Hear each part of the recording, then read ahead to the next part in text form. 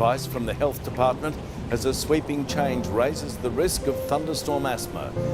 Within a matter of minutes, the entire city was left gasping for air in a mass asthma epidemic. What caused it was a highly unusual phenomenon called thunderstorm asthma.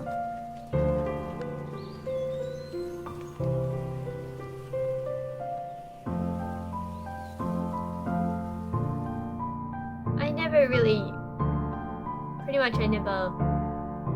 thought about what it can do.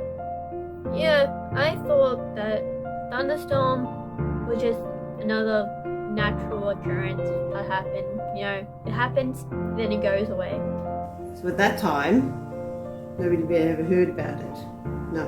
When you don't know you have asthma, or even when you do know you have asthma, there are some triggers that you won't know about. Many people also don't know what thunderstorm asthma is.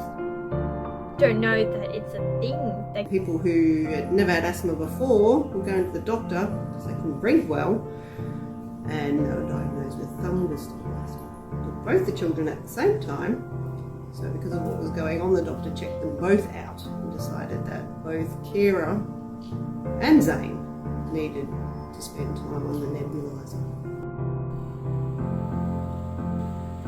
If you are born with asthma, you have asthma. If you're not born with asthma, you won't get asthma.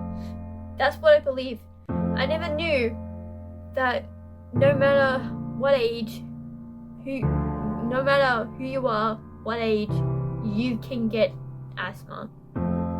And I definitely learned that probably the hard way.